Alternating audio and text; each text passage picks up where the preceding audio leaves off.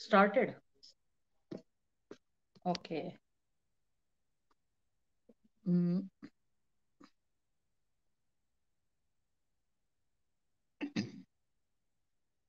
नमस्कार।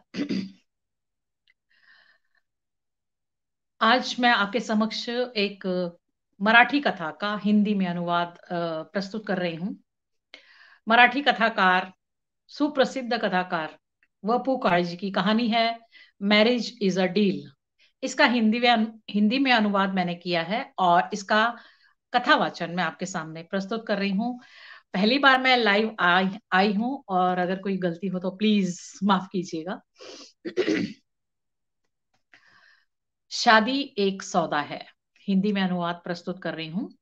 शादी एक सौदा है।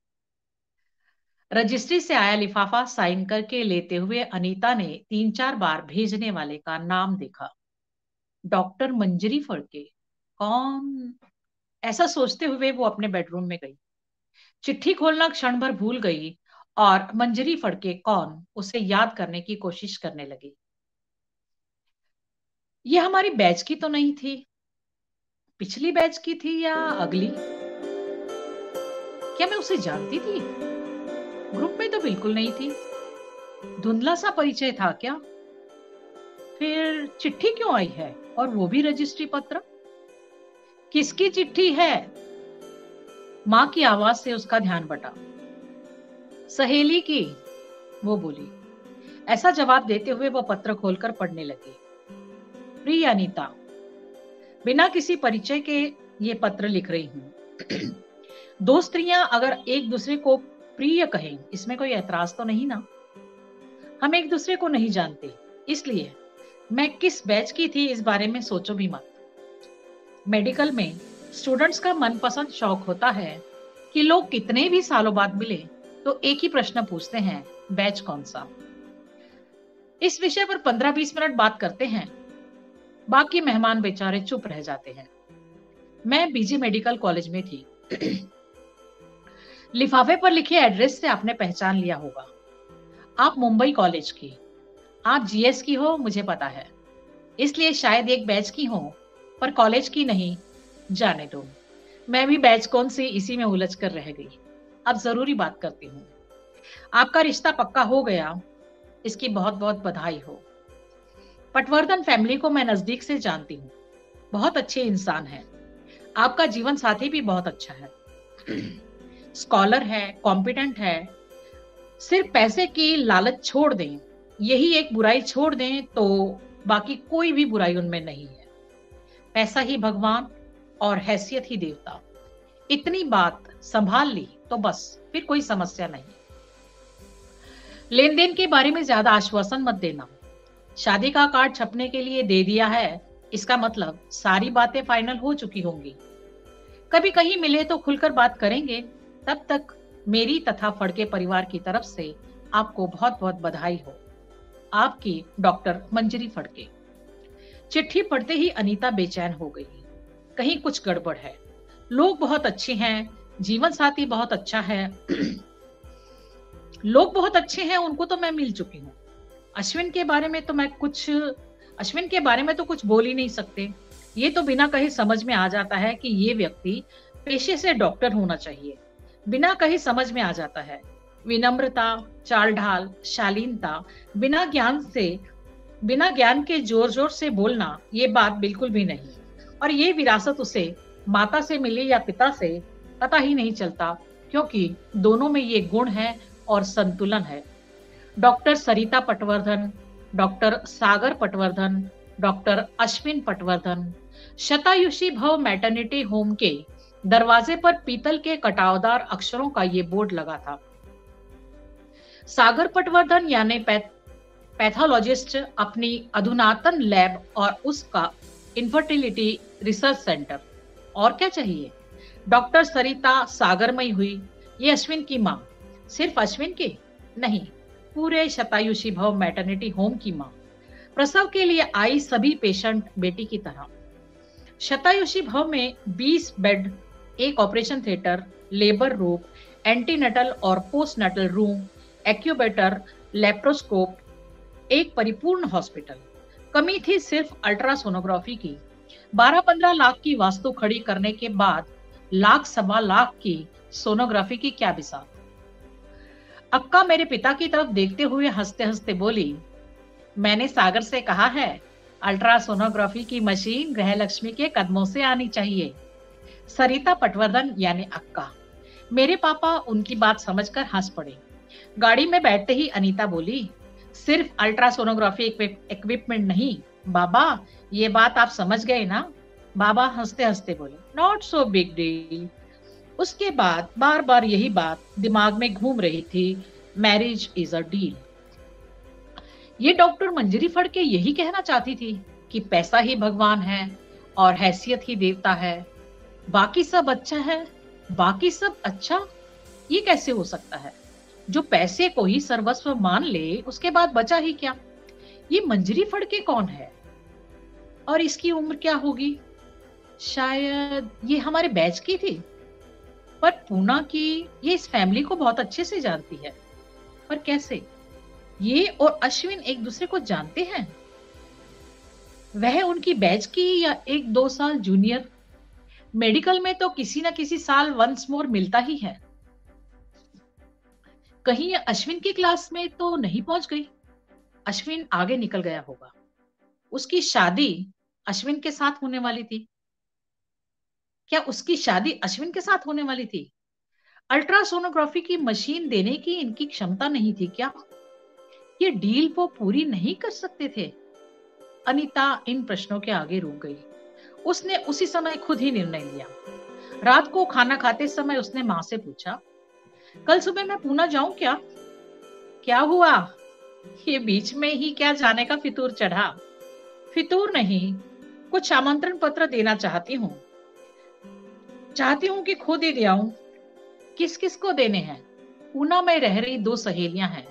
सिर्फ सहेलियां या अश्विन से मिलना है? उल्लास आंखें मटकाता हुआ बोला।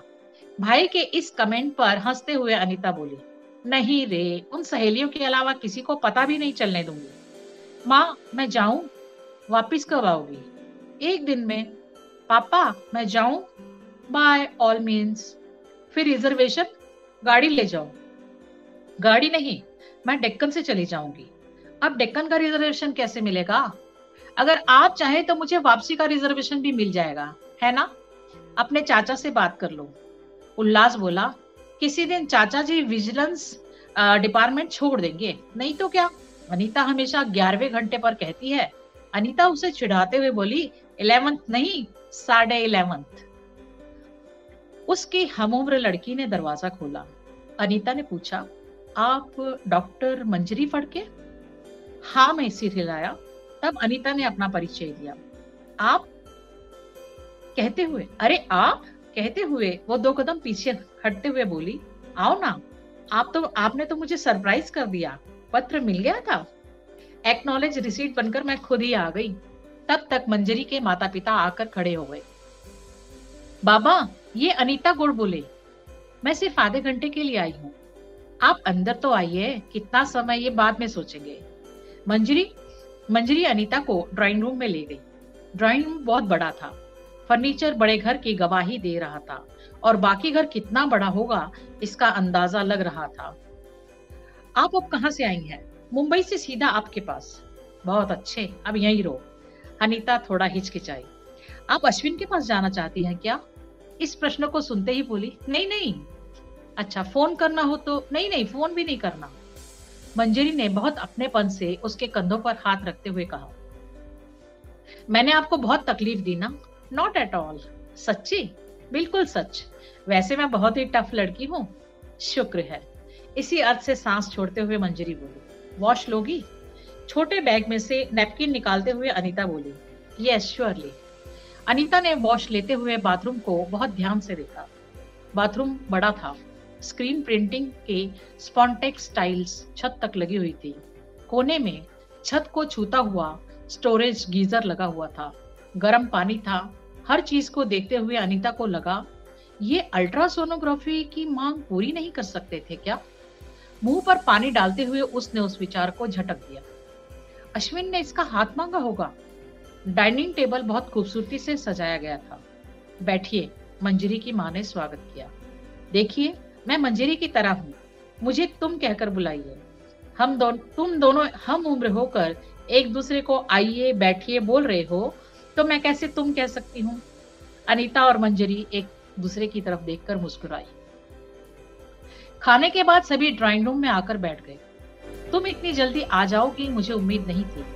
मंजरी के ऐसा कहते उसके पिता बोले, चिट्ठी मत भेजो, मैंने मंजरी से कहा भी था, क्योंकि पटवर्धन परिवार बहुत लालची है। ये एक बुराई छोड़ दें तो बाकी सभी लोग बहुत अच्छे हैं, बहुत कर्तृत्ववान है, होशियार है। मिसेस पटवर्धन ने तो अपने दम पर मैटरनिटी होम को इस ऊंचाइयों तक पहुंचाया है। बाकी जो बातें हुई उसके लिए मैं किसी को भी दोषी नहीं मानता। It is the part of the game. जीवन में ऐसी चोटें लगती ही रहती हैं। ऑफ कोर्स मंजू के नजरिए से हम नहीं देख पा रहे, पर one has to accept the reality. इन सब बातों को सुनकर अनीता समझ गई मैंने जो सोचा था वो सही था, और उसने सीधे सीधे मंजरी से पूछा, तुम्हारी शादी लेन देन की वजह से टूटी? तुम्हें कैसे पता चला? अंदाज लगाना मुश्किल है क्या? मैंने तो चिट्ठी गोलमोल लिखी थी, वो भी नहीं लिखनी चाहिए थी। हम दोनों की यही राय थी। मंजरी के पिता आवेश से बोले, अश्विन की शादी टूट जाए ये उद्देश्य नहीं था, और हम भी नहीं, और अब भी नहीं है। अगर इंटरेस्ट होता तो और बात थी, अब तो इंटरेस्ट ही नहीं है, अटैचमेंट तो बिल्कुल ही नहीं।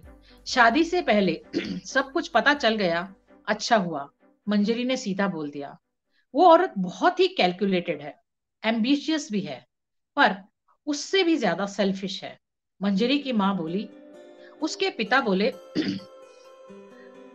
मंजरी की माँ पहली बार बोली। उसके पिता बोले, मैं उसे दोष नहीं देता। अनीता सिर्फ देखती रही। वास्तव में क्या हुआ ये समझ चुकी थी, पर क्यों हुआ ये समझ नहीं पा रही थी। उसकी ऐसी हालत देखकर मंजरी के पिता बोले, मंजरी ने आपको पत्र, तुम कहिए। ठीक है, ठीक है। तो उस चिट्ठी से तुम्हें पता लगा कि मंजरी की शादी होने वाली थी? नहीं, मेरा अंदाजा था। सिर्फ अंदाजा देखने के लिए आई हो? पैसे का लालच, सिर्फ ये बात छोड़ दें तो बाकी सब ठीक है, उसने लिखा था, और उसे दुखी व्यक्ति ही इस बात पर लिख सकता है। पर सच्ची क्या है ये देखने आई थी। सच में क्या है आप बोलो। मैं समझ गई, मंजरी बोली। मैं तुम्हें सब बताती हूँ। अश्विन और मैं कॉलेज में मिले थे, इंटर साइंस में। मैं एक जूनियर थी। उसने मुझे देखा, मेरा पीछा किया, मेरा घर ढूंढ लिया, फिर अपने माता पिता को बता दिया। पहले अश्विन की माँ ने मेरी माँ से बात की। माँ बोली, जब तक ये डॉक्टर नहीं बन जाती तब तक हमारा विचार नहीं है। अच्छा, फिर? मंजरी की माँ ने बताना शुरू किया। उन्होंने कहा कि शादी आप जैसा चाहेंगे वैसा करेंगे, पर मिलने में क्या एतराज है? मुलाकात हो जाएगी, दोस्ती हो जाएगी, संबंध जुड़ जाएंगे, जुड़ गए तो सोच लेंगे। इतना सब होने पर मैं मना नहीं कर सकी। हम सब गए। अक्का ने अपने दम पर बनाई भव्य वास्तु दिखाई। तुमने देखी? हम सच में हैरान रह गए थे। मेरी भी यही हालत थी, अनीता बोली। मैं तो एक बेटी की माँ। फिर रिश्ता चलकर आया, उन्हें मंजू पसंद आ गई। पसंद आएगी ही, ऐसी लड़की के लिए लड़के का जन्म लेना मुझे अच्छा लगता। अनीता की इस बात पर मंजरी ने उसे चपाट लगाई।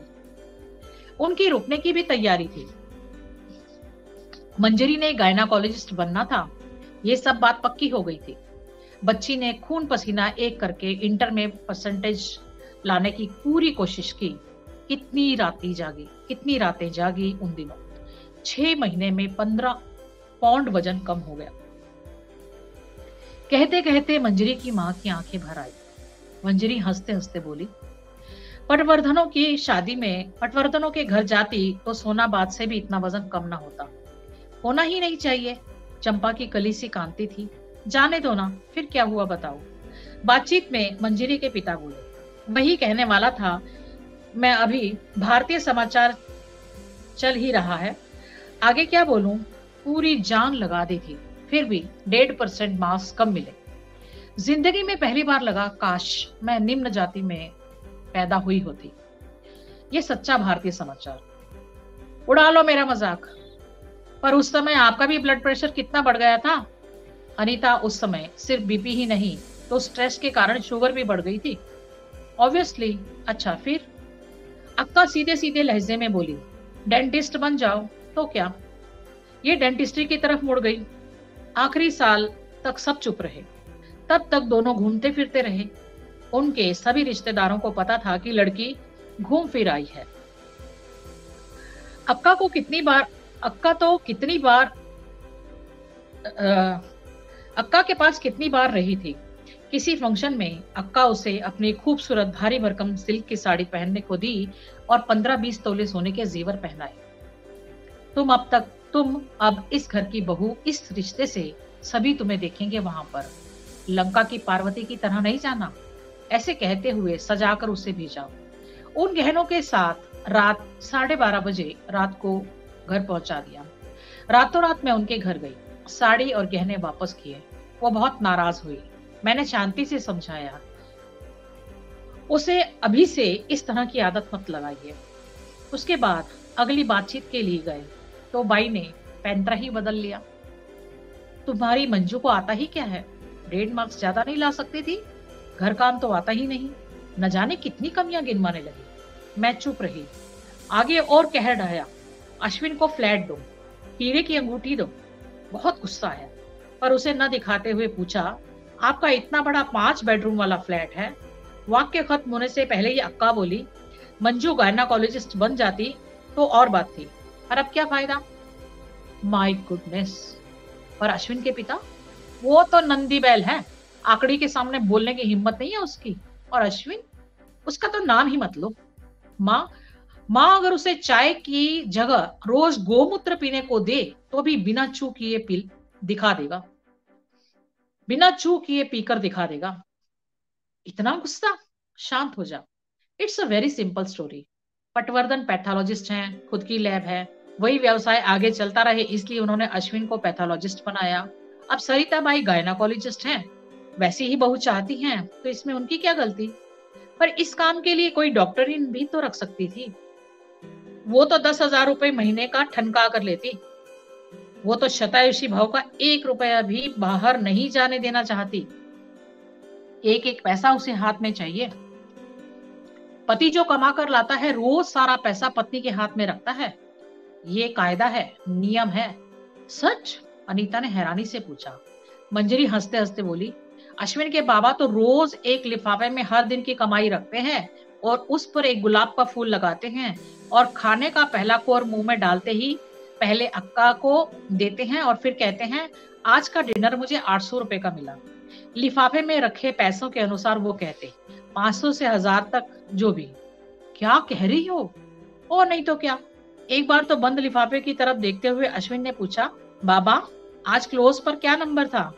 तो वे बोले, आज क्लोज का नंबर वही था जो ओपन का था।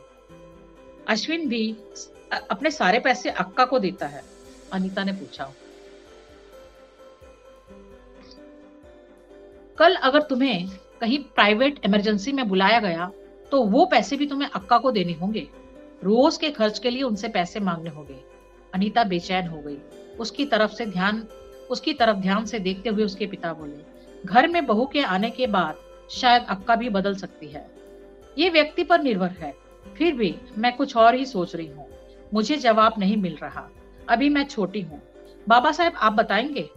अनीता ने शब्दों को जोड़ते जोड़ते प्रश्न पूछा।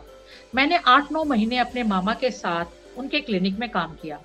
मेरे मामा सुबह 6:30 से शाम 7 बजे तक काम करते हैं, 5 days वीक। पानी की तरह पैसा कमाते हैं। वो खर्च करने के लिए भी उनके पास वक्त नहीं है। आराम से खाना खाने का समय नहीं मिलता।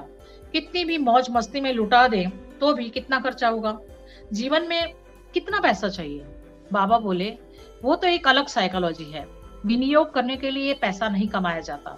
पैसा कमाना यही उद्देश्य है।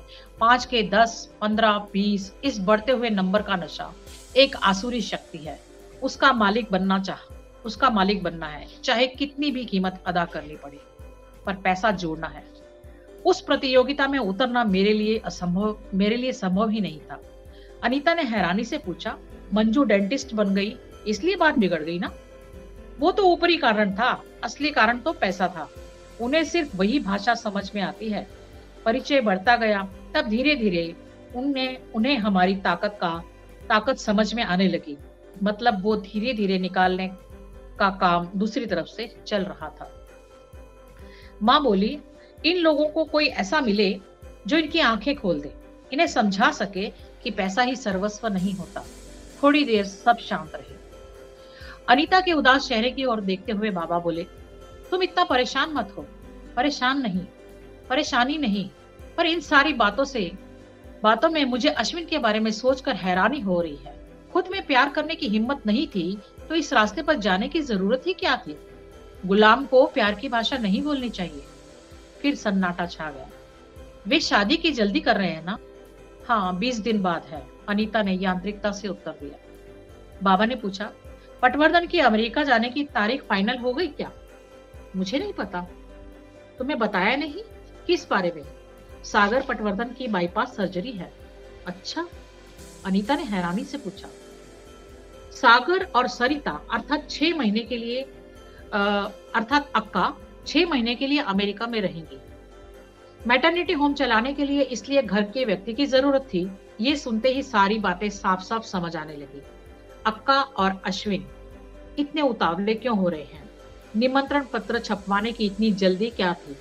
और अल्ट्रासोनोग्राफी इक्विपमेंट के लिए 1,10,000 रुपए और इसके अलावा अन्य चीजों की मांग की गई थी। वो आई, उसने देखा और उसने जीत लिया। शतायुषी मैटरनिटी होम जीत लिया गया। 8 दिनों में सब कुछ। अनीता के ऐसे हालात हो गए, उसका बोलना चालना, पेशेंट से बात करना, आए गए का स्वागत करना, स्वर में मिठास और बोलने में मधुरता, प्रसूति वेदना से बेचैन स्त्रियों को संभालना और अक्का का सम्मान रखना, ऐसी एक बात नहीं थी जो बुरी लगी। ऐसा एक कोई व्यवहार नहीं था जो चुभ गया। ऐसी कोई बुरी आदत नहीं थी जिसकी कोई निंदा करता। 15 दिन में ही स्टाफ ने जान लिया कि अनीता के राज में जो प्यार है वो पहले नहीं था। अक्का के राज में जो दहशत है, अनीता के राज में दिलासा है। अक्का के राज में आतंक है, यहाँ जिंदा दिली है। एक के पास हुकूमत है तो एक के पास सहयोग है। संदेह का साम्राज्य विश्वास की ललकार से सुगंधित हो रहा था। अक्का सिर्फ मैं, मेरा, मेरे कारण, मैं हूं इसलिए, इतने ही शब्द उनको पता थे। अनीता के पास हम, हमारा, सबका ऐसे रेशमी भाषा थी। जरूरत के लिए काम पर आने वाले सब अब प्यार से आने लगे। जरूरत का संबंध समय और घड़ी की सुइयों से होता है और प्यार का रिश्ता इंसान को समय का बोझ ही भुला देता है। काम के घंटे जो थे 8-8 घंटों में ड्यूटी बटी हुई थी। सेवा का रिश्ता संपूर्ण जीवन का प्रतीक है। काम उत्पीड़क के हाथ में है तो तानाशाही होगी ही, और काम का रिश्ता भक्ति से जुड़ा है तो प्रबंधन उसके न होने पर भी अनुशासन में चलता है। ऐसे लोग जो सोचते हैं कि अनुशासन और दंड के बिना काम नहीं किया जा सकता, वे गुलाम दिखने लगते हैं, नौकरों से ज्यादा थक जाते हैं। विश्वास, प्रेम और स्नेह लोगों को एक साथ बांध देता है। मालिक मुक्त हो जाते हैं और हर समय खिले रहते हैं। 15-16 घंटे लगातार काम करने के बाद भी अनीता तरोताजा कैसे रह सकती है, मुस्कुराती कैसे रह सकती है, माथे पर शिकन ही नहीं, शांत और संतुष्ट कैसे रहती है? अक्का इस पहेली को सुलझा नहीं पा रही थी। जब से आई थी स्टाफ भी खिला खिला दिखाई दे रहा था। अब नौकर कुछ आजाद लग रहे थे। सिस्टर भी निर्भयता से काम कर रही थी। इतना ही नहीं बल्कि सभी बहुत ईमानदारी से अपना काम कर रहे थे। अक्का बहुत ही ध्यान से सारी स्थितियों का अवलोकन कर रही थी। अनीता अद्भुत थी। दिन भर कितना भी काम हो, ये हर समय प्रसन्न नजर आती। रात बेरात डिलीवरी हो, फॉरसेप्स हो या सीजर हो, रात को सोने में चाहे जितनी भी देर हो जाए, सुबह 4:30 बजे के बाद ये लड़की अपने बेडरूम में कभी नहीं मिलेगी। रसोई घर शीशे की तरह चमकता हुआ, ब्रेकफास्ट तैयार, अपने बेडरूम तथा डाइनिंग टेबल पर फ्लावर पॉट की सजावट। उनकी उसकी अपनी तकनीक टेबल पर उसकी अपनी तकनीक थी। टेबल पर अखबार सलीके से रखे हुए, सेवा के लिए नैपकिन तैयार, सुबह हंसते हुए सबको गुड मॉर्निंग कहती। इतना सब करने के बाद गाउन पहन हॉस्पिटल जाने के लिए तैयार। खाना बना लेती है, स्कूटर चला लेती है, उतनी ही कुशलता से कार चलाती है। कोशिश करती है हॉर्न ना बजाना पड़े। ड्राइविंग करते समय पैदल चलने वाले, स्कूटर वाले, अन्य गाड़ियों के ड्राइवर कभी उन पर क्रोधित नहीं होती। उन पर चिल्लाना तो दूर, खुद भी कुछ बड़बड़ाती नहीं। रात को सोने जाते समय ससुर जी को बोर्नवीटा वाला दूध देना नहीं, सब बहुत मुश्किल है, पर वो हंसते हुए कर लेती थी। इन सब में महत्वपूर्ण बात कि अगर किसी अन्य क्लिनिक में इमरजेंसी के लिए गई तो जो पैसा होता वो अक्का को दे देती। पिछले जन्म में इसके बजाय अश्विन ने वट वृक्ष की पूजा की थी। अकेले अश्विन ने नहीं तो मैंने भी वट वृक्ष की 2-4 प्रदक्षिणा की होगी। अक्का और पटवर्धन एयरपोर्ट पर आंखों से ओझल होने तक अनीता इसी तरह काम कर रही थी। मैटरनिटी होम के लिए उसी समय वापस लौटना जरूरी था। पूना पहुंचते ही वो सेवा में जुट गई। 6 महीने में उसने अपना अलग मकाम बना लिया था। पेशेंट की भीड़ बढ़ती जा रही थी। जो स्त्रियां पहले बच्चे के बाद 2-3 साल बाद फिर से आई, उन्हें अस्पताल में आया बदलाव तीव्रता से महसूस हुआ। वो उन्होंने अलग तरीके से बदलाव किया था। चाहे जितना खर्चा आए, इसके बाद भी वे लोग 4 मीठे बोल चाहते हैं जो पैसा खर्च करके भी नहीं मिलते थे।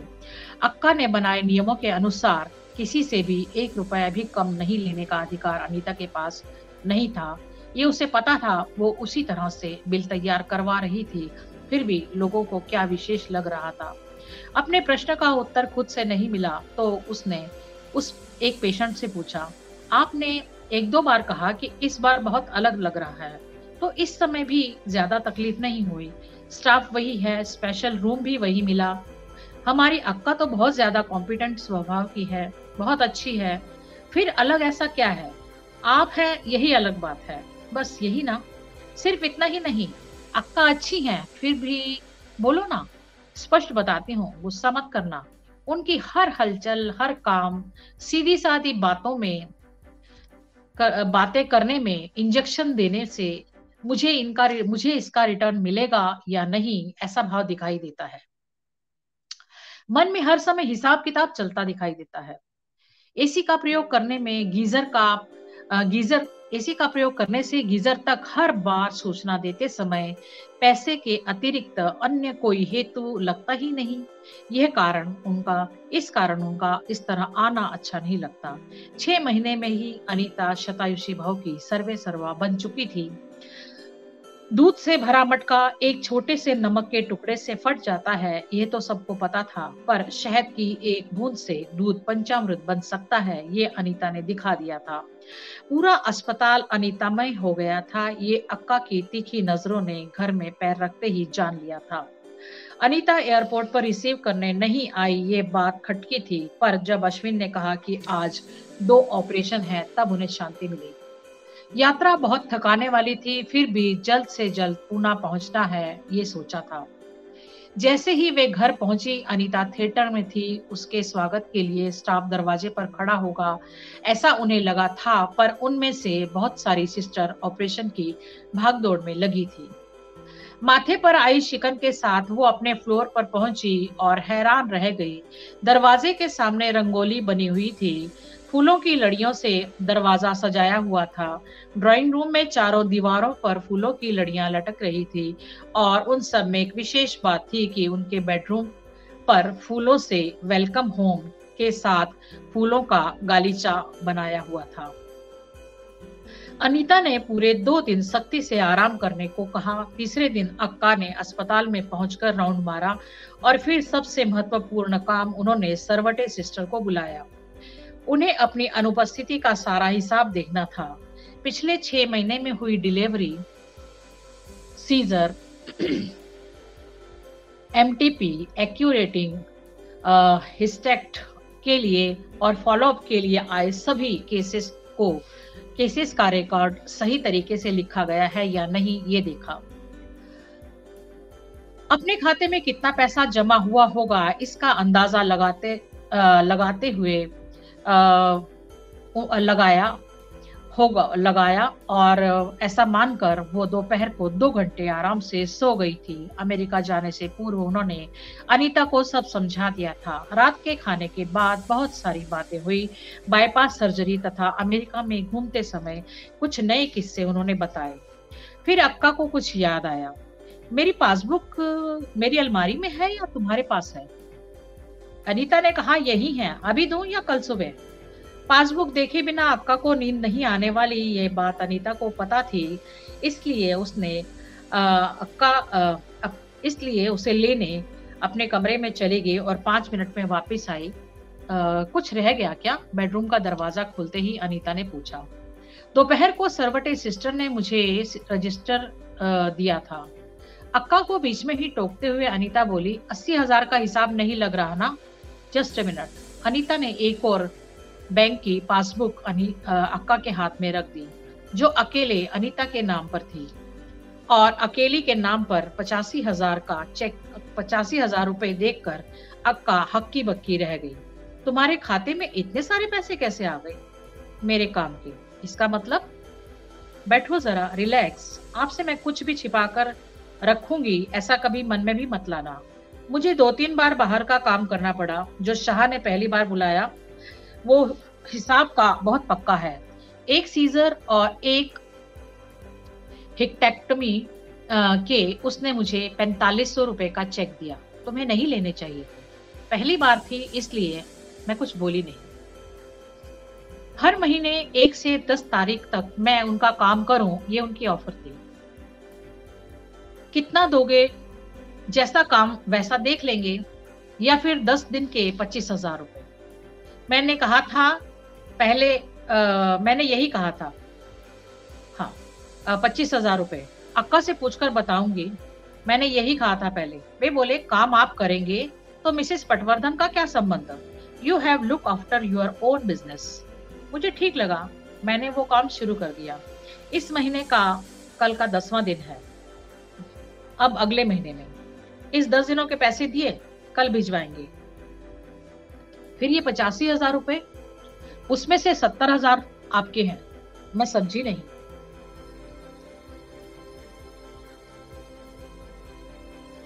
अनीता हंसते हुए बोली, सिर्फ मजाक करने के लिए मैंने अपने अस्पताल में 6 महीने जितना काम किया था उस काम के चार्जेस साइड पर रखने का सोचा, सिर्फ अंदाजा लग जाए। और income tax point of view. Anita को बीच में ही टोकते हुए अक्का उतावली होते हुए उसे अपमानित करते हुए बोली, it's none of your business. Tax वगैरह देना मेरी रिस्पॉन्सिबिलिटी है। सॉरी। तुम अपना ये अकाउंट बंद करवा दो। जो कुछ है सबका है। अश्विन और तुम्हारे ससुर, इनका भी अपना अकाउंट नहीं है, ये तो तुम भी जानती हो ना। कुछ हुआ ही नहीं ऐसे जताते हुए अनीता बोली, 1 मिनट रुको। अनीता ने अलमारी से अपनी पासबुक और चेकबुक निकाली। अक्का के नाम पर पूरी रकम का चेक लिखा और चेक के पीछे काइंडली क्लोज माय अकाउंट ऐसा लिखकर साइन कर दिया और चेक अक्का के हाथ में रख दिया। समाधान से अक्का चली गई। बेडरूम का दरवाजा बंद कर अनीता ने अश्विन के हाथ से पत्रिका लेते हुए शांति से पूछा, अक्का ने जो किया वो तुम्हें अच्छा लगा? उसने पैसे अपने पास रखने के लिए मांगे, यही ना? हाँ। तो उसमें अलग क्या किया? सबके पैसे यही इकट्ठे होते हैं। इकट्ठे पर अक्का के नाम पर होते हैं तो क्या बिगड़ गया? हमें खर्च करने को तो मिलते हैं ना। मांगने पर तो मांग लो। किस लिए चाहिए ये तो नहीं पूछती ना। मुझे हाथ फैलाना अच्छा नहीं लगता। हम खुद कमा रहे हैं तो। मैं भी तो कमाता हूँ। तुम्हारी बात अलग है। बचपन से तुम इसी माहौल में बड़े हुए हो। मेरा माहौल अलग था।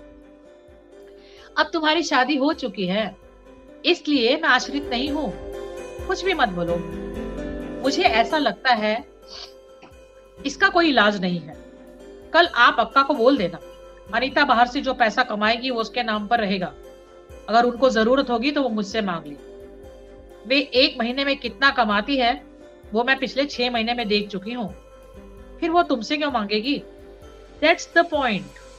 उन्हें मेरे 60-70 हजार की क्या जरूरत है? अश्विन जोर से बोला, तुम मेरा तेरा क्यों करती रहती हो? तुम्हारी माताजी ने शांति से तो नहीं कहा था it is none of your business? इसलिए मैं इस घर की हूं ऐसा कहते हो तो उस समय क्यों नहीं बोले? किताब में सिर छुपाकर बैठे रहे। अश्विन चुप था। अनीता अपने आप से बोली, कहते हैं इस घर की लक्ष्मी हो। लक्ष्मी? तुम गुस्सा मत हो। कैपेसिटी जिनमें होती है ना वो गुस्सा नहीं करते। अश्विन हाथ की किताब को जोर से पटकते हुए बोला, तुम अकेली कैपेबल हो क्या? मैंने ऐसा नहीं कहा, पर मेरी सेल्फ रिस्पेक्ट है, कॉन्फिडेंस है। एमडी होने के बाद भी कॉन्फिडेंस नहीं, ऐसे बहुत सारे लोग देखे हैं मैंने। मुझ पर कमेंट मत करो। चिल्लाते क्यों हो? मैंने आपका नाम भी नहीं लिया। It applied to me, it applies to me. तो फिर सोचो, जैसे माँ का अभिमान है तो मेरा भी रहने दो। मुझे मेरे मुंह पर लक्ष्मी मत कहो। झाड़ू को भी लक्ष्मी मानने की प्रथा है। तुम्हें संप्रभुता चाहिए।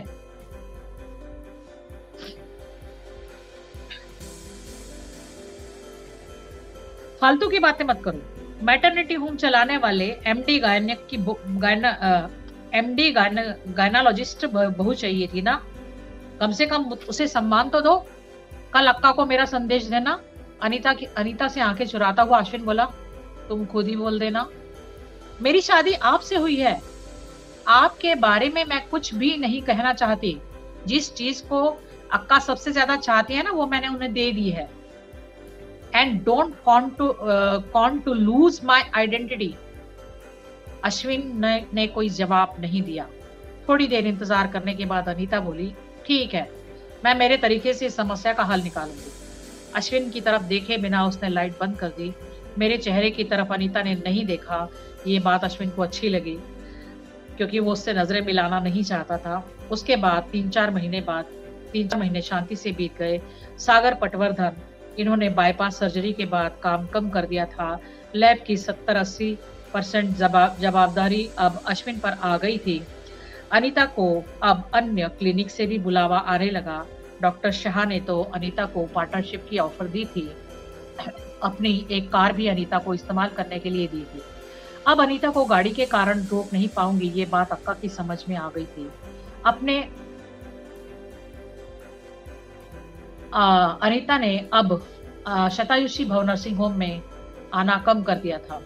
अक्का को इसकी जलन कम थी, पर उसकी लोकप्रियता हजम करना कठिन हो रहा था, जिसे वो कह नहीं पा रही थी। तुलना करने के लिए हरदम दूसरी चीज होनी चाहिए, वस्तु, व्यक्ति, स्थान, कुछ भी। दूसरी के आने से ही पहली या दूसरी, योग्य या अयोग्य, लायक, नालायक, गुणी, अवगुणी, दाया बाया तय नहीं कर सकते। अनीता आई, अक्का के अस्तित्व को उसने हिला डाला। अनीता सबकी चहेती, वो जवान है इसलिए। एक दमड़ी भी इस्तेमाल ना करके भी वो मुझसे ज्यादा अच्छी कैसे बन गई? मेरी सीनियरिटी, मेरा एक्सपीरियंस, मेरी मैच्योरिटी, इन सब की कोई कीमत नहीं क्या? अनीता अन्य जगह पर भी काम करने जाती है, वही अच्छा है। घर का भी पूरा ध्यान रखती है। आज भी ब्रेकफास्ट 7 बजे तैयार मिलता है। बॉर्नविटा का ग्लास रोज रात को समय पर मिल जाता है। मुझे पूरा सम्मान देती है। फिर जलन हो तो क्यों? कहाँ? आंखों में कुछ चुभता है, पर कुछ मिल नहीं रहा। आई वॉश से भी समाधान नहीं हुआ। आंख से वो निकल जाए पर उससे लगी चोट हर समय सालती रहे, ऐसा क्या है? अनीता ने पिछले 3 महीने से एक पैसा भी नहीं दिया, इसलिए। और उससे भी ज्यादा हिला देने वाली बात, जो पेशेंट एक बार अनीता से मिले वो दोबारा मेरे पास नहीं आए। डिलीवरी के 11 केस रजिस्टर थे, सिर्फ अनीता के कारण शाह के क्लिनिक पर चले गए। पेशेंट पर कोई जबरदस्ती नहीं कर सकता। अनीता उन्हें कहीं भी जाने दे, पर पैसा घर में आना चाहिए। कमाई की किस्तें अगर रुकने लगी तो अनीता की समझदारी की ज्यादा समझ तक तारीफ नहीं कर सकते। बहुत ही कुशलता से मूल हेतु प्रकट किए बिना फैसला करना होगा। सागर को दूर रखना होगा। यहाँ पर भी बाईपास सर्जरी करनी होगी। अश्विन को अश्विन की कोई बात नहीं। शादी तक लड़के माँ बाप के होते हैं, सुहागरात होते ही माँ बाप को छोड़ दिया जाता है और देखते ही देखते माँ के हाथ से छूटकर पत्नी के आलिंगन में खो जाते हैं। अश्विन अकेला अपवाद था। ये अभी भी अक्का से डरता है। तुमने मेरे सवाल का जवाब नहीं दिया। कौन सा? मैं 15 दिन के लिए मायके जाना चाहती हूँ। I need rest, patients, appointments. Doctor Shah को मैंने बता दिया है। अक्का से पूछ लो। यहाँ के केसेस से मेरा कोई संबंध नहीं है। शादी के बाद से ही 15 महीने मैंने रात दिन काम किया है। मुझे पता है तुझे सच में आराम की जरूरत है। I agree. आप चलोगे? कहाँ? मैं मायके नहीं, हम माथेरान, महाबलेश्वर कहीं भी चलते हैं। महाबलेश्वर गए तो अपनी गाड़ी लेकर नहीं जाएंगे, ड्राइविंग नहीं करनी, टैक्सी से चलेंगे। चलोगे? लैब का काम बाबा देखेंगे, जितना हो सके उतना ही करें कह देना। काम बहुत है, हम करें उतना काम है ही, इसीलिए उम्र भर वही करते रहेंगे क्या? पैसे के पीछे भागते रहेंगे क्या? उस पैसे का इस्तेमाल कब करेंगे? और कितना पैसा चाहिए? कितना भी खर्च करे तो दिन में कितने घंटे होते हैं? ऐसा कितना खर्चा हो जाएगा? सट्टा, रेस, जुआ इसमें तो नहीं उड़ा रहे ना? और अगर उड़ाने भी हैं तो मेरे पास हैं। अक्का, उनका क्या संबंध? वे अमेरिका घूमकर नहीं आए क्या? यहाँ का सारा काम मैंने संभाला था या नहीं, इसीलिए वो जा सकी ना। उसका कौन इनकार करता है? फिर हड़बड़ाते हुए अश्विन बोला, अब तक इस तरह भी कुछ सोच विचार करना होता है, इस बारे में मैंने कल्पना भी नहीं की थी। मुझे ऐसी आदत लगी ही नहीं। अनीता को अश्विन पर बहुत दया आई और किसी मासूम बच्चे की तरह उसे अपनी तरफ खींचकर आलिंगन में ले लिया। मेरा पति सच में एक बच्चे की तरह है। उसके पंख हो, पर किसी ने उसे उसकी आसमान से मुलाकात ही नहीं कराई। किसी सुंदर लड़की को उसका प्रतिबिंब भी नजर न आए, इस तरह से उसकी परवरिश की गई। I have to protect him. 2 दिन बाद रात को खाने के बाद अनीता ने अक्का को अपने बेडरूम में बुला लिया। आते ही अक्का बोली, मैं 5 मिनट में आने ही वाली थी। अनीता बुलाए तब मैं जाऊं, ये बात वो दिखाना नहीं चाहती थी। इस गुरुवार तुम डॉक्टर शाह के पास मत जाना, यहाँ काम है, प्लांट सीजर है। मैं और अश्विन इस रविवार को महाबलेश्वर जाने वाले हैं। अक्का बेचैन हो गई, पर चेहरे पर शिकन न लाते हुए शांति से बोली, बुधवार तक आ जाओगे? 2-3 दिन बहुत हैं। वहीं से हम मुंबई जाने वाले हैं। मैं यहाँ बहुत ऊब गई हूँ।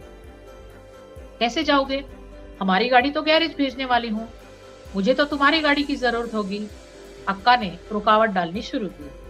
हम सारा सफर टैक्सी से करेंगे। बहुत ज्यादा खर्च होगा। क्या सोचते हो तुम? अश्विन, तुम कुछ बोलोगे नहीं? ऐसा ये चाहती है, मतलब ऐसा सोच रहे हैं। मेरे पास पैसे हैं।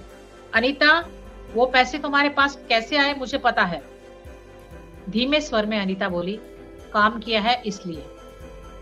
घर में जमा नहीं किए इसलिए रह गए। अक्का का कई दिनों से दबा हुआ गुस्सा ऊंची आवाज में जाने लगा। अनीता चुप थी। चीख चिल्लाकर, लाउड स्पीकर लगाकर जो काम किया ही नहीं, उसका ढिंढोरा पीटने के लिए ये किसी पक्ष या चुनाव की प्रचार सभा नहीं थी। काम करने वाले अपनी एनर्जी को काम के लिए बचाकर रखते हैं। आराम से अनीता बोली, हमारे जाने के बाद अगर आपको पैसों की जरूरत होगी तो उतने पैसे दे जाती हूँ। तुम्हारी कमाई पर निर्भर रहूं, ऐसा वक्त नहीं आने वाला मुझ पर। पता है मुझे। अक्का, आप इतने अपसेट क्यों हो रहे हो? यहाँ आने वाले पेशेंट तुम अब शाह के पास ले जा रही हो, क्या मुझे नहीं पता? अक्का, डॉक्टर शाह के पास इतना ज्यादा काम है कि उसे पूरा करना कठिन हो रहा है, और मैं एक भी केस वहां पर लेकर नहीं गई। इतनी स्वार्थी नहीं हूं मैं। अपने आप अगर कोई आ जाए तो मैं उसे वापस नहीं भेजती। मुझे सब पता है। पहले ही पता चल जाना चाहिए था, पर आपने तो मुझे पहचाना ही नहीं। क्या कर सकते हैं? मैं सारा काम बिना तुम्हारी योग्यता के तुम पर सौंप कर गई थी, तो फिर बहस किस बात पर? अक्का चुप हो गई। जिस बात पर छटपटाहट हो रही थी वो खुलकर नहीं बता सकती थी। उठकर जाने लगी। आराम से पर रौबदार आवाज में अनीता बोली, अक्का, जाइए मत।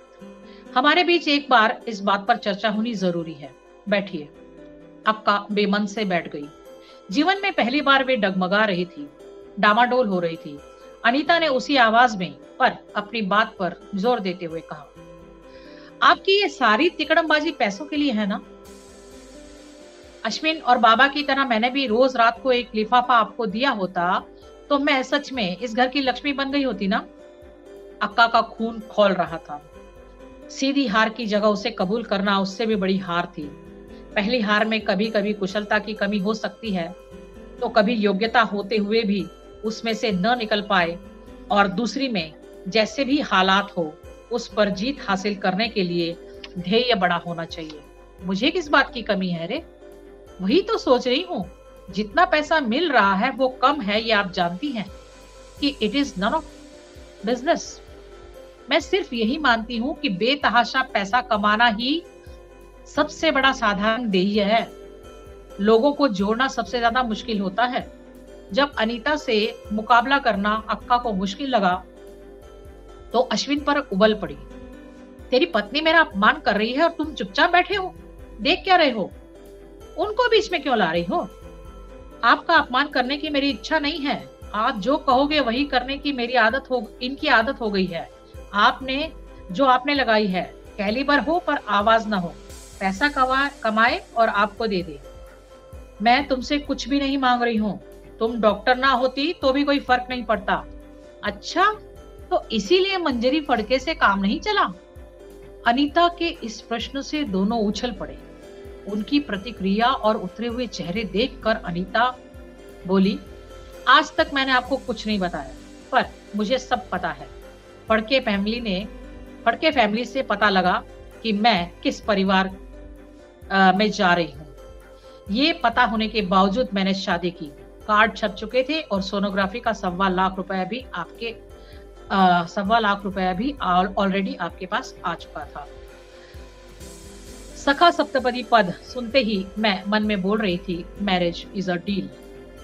आंखों के सामने मंजू का प्यारा सुंदर चेहरा दिखाई दे रहा था। मैं मन ही मन उससे कह रही थी, गुणी लोगों का गला दबाने के लिए हाथ में सत्ता होनी चाहिए।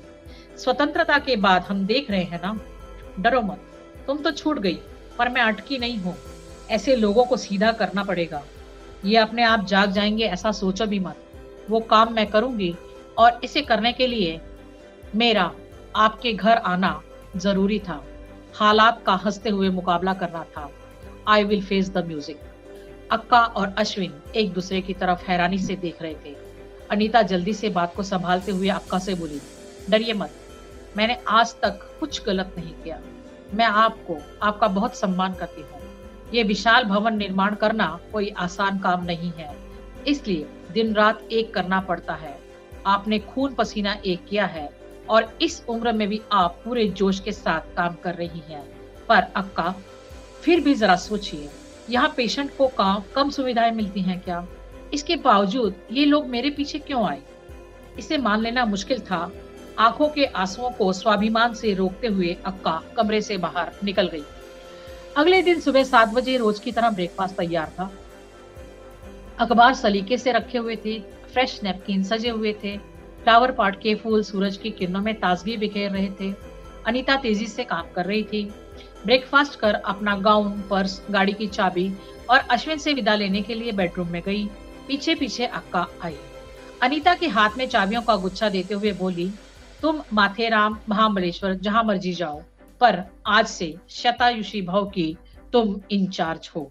मैं अब निवृत्त हो रही हूँ। तुम धीरे धीरे बाहर के काम बंद कर दो। अश्विन चौंक कर बोला, आप इस तरह सब कुछ सौंपने की बात क्यों कर रही हैं? अक्का बिना बोले चली गई। अनीता की तरफ देखता हुआ अश्विन बोला, तुम्हारी बातों से अक्का को बहुत जबरदस्त झटका लगा है। वो रातों रात बदल गई। अनीता आराम से बोली, अक्का बदल नहीं सकती और उन्हें बदलना भी नहीं चाहिए। लोग ऐसे नहीं बदलते। ऐसे ही तुम्हें चाबियों का गुच्छा देकर चली गई? कितने भोले हो तुम। इतना आसान नहीं होता गृहस्थी संभालना। वो बहुत अलग होता है। ज्यादातर परिवार बाधाएं पैदा करके चलते हैं, और यही बदकिस्मती है। मतलब तुम्हारी अक्का रात भर सोचती रही कि सोने का अंडा देने वाली मुर्गी रहती यहाँ पर है और अंडे दूसरे क्लिनिक में, तो इससे अच्छा है कि उसे सर्वाधिकार ही दे दिया जाए। अनीता की बातें सुनकर अश्विन चकरा गया। वो कुछ कहना चाहता था पर उसे आदत नहीं थी।